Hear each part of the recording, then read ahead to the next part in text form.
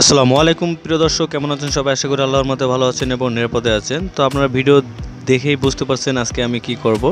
তো এই যে গরম পড়ছে, এই গরমে যদি একটু কাঁচা আম বানিয়ে খাই তাহলে কিন্তু মজাটাই আলাদা, তাই না? এখন আমি কাঁচা আম বানিয়ে খাবো গ্রামের বাড়িতে বসে। তো প্রথমত আমি এখন যাচ্ছি হলো লেবু পাতা আনার জন্য। আম গাছের থেকে পেড়ে রেখে এসেছি। তো আম বানাতে হলে, কাঁচা আম বানাতে হলে যদি লেবু পাতা দেওয়া হয় তাহলে কিন্তু টেস্টটা সুন্দর হয়, অনেক মজা হয়। তো এই জন্য আমি আসছি পুকুর পাড়ে।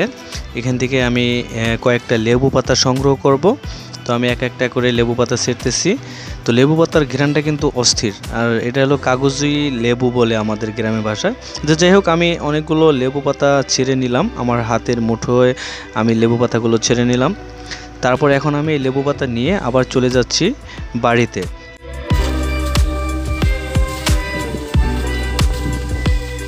নানু বাড়ি আসছি, এটা আপনাদের আসলে বলি নাই।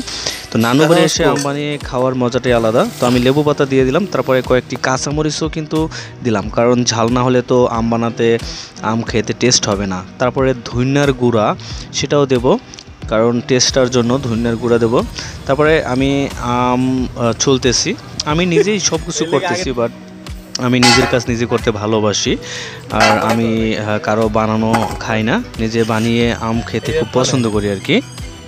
ওকে, তো আমি এক এক করে সব উপকরণ শেষ করে দিলাম।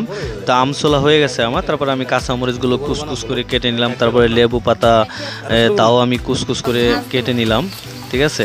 তারপরে যে আমগুলো আছে সেগুলো আমি আটি থেকে আলাদা করতেছি।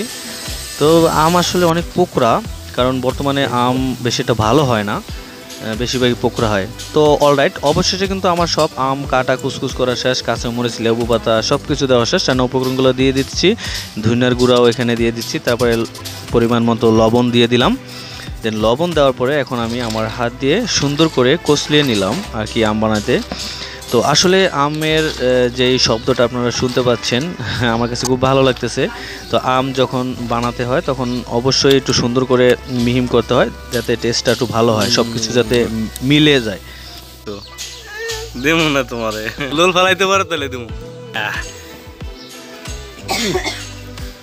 তো দেয় দেখাম আমি। আমার মামাতো বোন, তো সে আম বানানো খাওয়ার জন্য বসে আছে। তো আমারে বলতেছে আপনি কোনো ভাগে পাবেন না, এই জন্য ওকে দিচ্ছি না,